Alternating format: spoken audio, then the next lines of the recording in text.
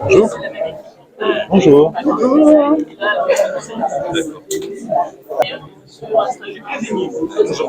Bonjour Dominique. Donc, nous sommes dans un salon, comme d'habitude, avec Antoine Gabory, qui est auteur, qui fut autrefois éditeur. Autrefois. Toujours. Toujours. Et plein d'autres casquettes. Plein d'autres casquettes.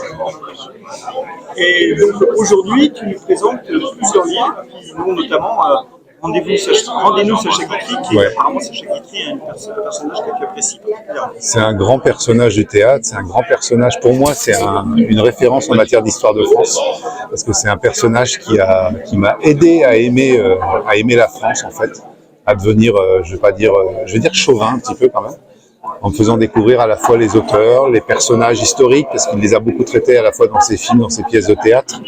Je pense à Si Versailles m'était compté, à Remontons les Champs-Élysées. Et donc je vais y consacrer 3 livres en tout, Sacha Guitry, dont cette biographie qui est une grosse biographie de 300 pages, où j'ai repris, en fait j'étais parti du postulat au départ d'essayer d'analyser un peu ces accusations de collaboration pendant la Seconde Guerre mondiale. Et en partant de ça, l'éditeur m'a dit, bah non, fais quelque chose de beaucoup plus complet. Donc on est arrivé à faire un grand livre de 380 pages. D'accord.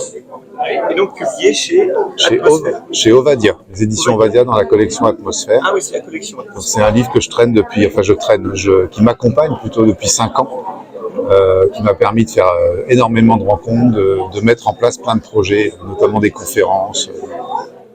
Alors je vois d'ailleurs que dans l'esprit de Sacha Guitry, il y a le goût de la France, le goût de l'esprit français, c'est un rapport? Alors c'est un rapport, alors ça c'est des anthologies donc, qui sont publiées au Mercure de France. Le goût de la France, c'est des textes alors qui ne sont pas du tout politiques, c'est des textes qui sont uniquement consacrés à la gastronomie, au paysage, à ce qu'est la France, mais je le précise parce qu'il est sorti au moment des élections présidentielles, ça a été très compliqué. Et le goût de l'esprit français, c'est pareil, c'est une anthologie avec 30-35 auteurs qui sont des figures de l'esprit français. Donc ça va être Zoé Daxa, ça va être Pierre Desproges, ça va être évidemment Sacha Guitry, ça va être d'autres auteurs comme ça depuis le XVIe siècle. Alors, quand on prend des extraits des auteurs, comment ça se passe? Parce que c'est pas toi qui les as écrits. Donc, au niveau des droits d'auteur, c'est peut-être un peu compliqué. Des autorisations, peut-être? Alors, on a la moitié, donc l'éditeur s'occupe en fait des droits d'auteur. Donc, moi, je mets toujours dans les anthologies, je mets toujours des auteurs contemporains et généralement des auteurs que je connais, des gens que je connais bien. Donc, il y a eu René de Obaldia, il y a eu Albert Médé, il y a eu Xavier Jaillard. On a la moitié des textes qui sont dans le droit. Qui sont dans le droit public, qui sont publics, dans le domaine public, merci, voilà, chercher le mot, et puis la moitié qui sont, où l'éditeur paye des droits, en fait, soit aux maisons d'édition, soit aux auteurs, soit aux héritiers. Donc quelquefois c'est très compliqué, par exemple pour Guitry, ça a été parce qu'il n'y a pas d'héritier de Sacha Guitry, il y a un cabinet d'avocats, et c'est assez compliqué, en fait, de pouvoir avoir les droits sur Guitry, puisqu'il faut attendre 2027 pour que ça tombe dans le domaine public.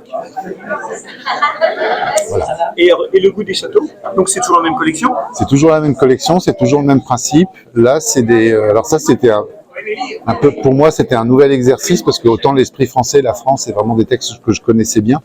Et là, le goût des châteaux, ça a demandé un gros travail, parce que c'est le château personnifié sous forme le personnifié, il y a le rêve, il y a le château en tant que monument architectural.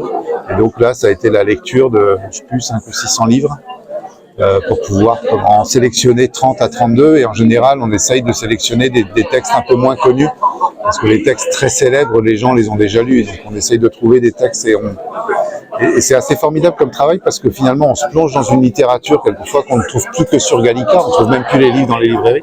Et on découvre des choses formidables. Moi, j'ai découvert des textes sur le Morvan, par exemple, qui sont incroyables dans le goût de la France, sur la culture du Morvan, sur la cuisine du Morvan. Donc j'en ai mis un ou deux. Il y a toujours, de toute façon, dans tous les textes, il y a toujours un peu de chauvinisme bourguignon. Il y a toujours un texte de Bourgogne, de la Nièvre, parce que je suis quand même de là-bas principalement, ou de la Côte d'Or. Mais il y a toujours un petit ancrage local. Un tropisme bourguignon. Voilà, un tropisme bourguignon, parce que il faut faire parler de chez nous aussi. Effectivement. Et faut-il mettre un masque aux idées? Ouais.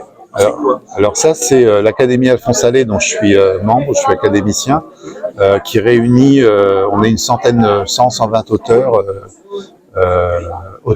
acteurs de théâtre, de cinéma. Et on a fait ce livre pendant le confinement pour essayer d'alléger un peu, de rigoler un peu autour de ça, d'essayer de trouver un peu d'humour. Donc il y a 43 auteurs on est 43 à avoir écrit un petit texte. Donc chacun écrit un peu ce qu'il voulait. Donc il y a des gens, comme je dis toujours, il y en a 42 très célèbres et puis il y a moi dedans. Mais voilà, on a retrouvé des gens comme Marcel Amont, il y avait René Leobaldia, je crois, dedans. Enfin, voilà. Et voilà, il y a 1 an exactement. Et donc on s'est mis tous ensemble pour essayer de faire un livre un peu humoristique, un petit peu décalé. Et ça, c'est publié par Zest Édition, qui malheureusement n'existe plus, mais on a récupéré avec Xavier Jaillard, qui est chancelier de l'Académie. On a récupéré l'ensemble des stocks pour pouvoir nous les dispatcher entre nous tous et puis les proposer sur les salles. D'accord. Alors, par contre, moi, je t'ai connu comme écrivain de fiction, écrivain de fiction. Si, alors je vais sortir en fait, là, j'ai pas les derniers romans, mais normalement, je vais sortir un livre, un roman en fin d'année, si j'arrive à le terminer pendant mes vacances, très honnêtement, parce que je suis un peu flemmard en ce moment. Mais je travaille beaucoup sur d'autres choses. Je travaille beaucoup autour du cinéma, du théâtre, et puis de la télévision. Donc en ce moment, je laisse un peu en arrière les livres. Mais si je vais republier 2 romans, a priori, je pense l'année prochaine. Ouais, je pense l'année prochaine. Et ben, il y en a un, ce sera aux éditions de Passy, et le second, je sais pas, pour l'instant, c'est pas signé. Le contrat n'est pas encore fait. Il y a une touche, mais c'est pas fait. Et on peut parler un peu du sujet ou pas du tout? Du sujet du premier roman, celui qui est accepté? Alors les éditions de Passy, enfin donc ça s'appelle Une nuit ordinaire, c'est un roman policier politique qui se passe en 1981 au moment de l'élection de François Mitterrand et qui traite des relations entre la presse et le politique. Ça va beaucoup te faire sourire. Voilà. Ça, sujet intéressant. Et le deuxième que j'essaye de terminer, c'est autour de la figure d'Albert Camus. Donc là, ça se passe dans le Paris des années 50, où c'est la transmission, en fait, c'est une histoire de transmission de haine, à la fois de haine, de passion, d'amour, autour de la figure d'Albert Camus. Voilà. Très bien. Merci. Merci Dominique. Très bon salon. Merci. Et puis à bientôt.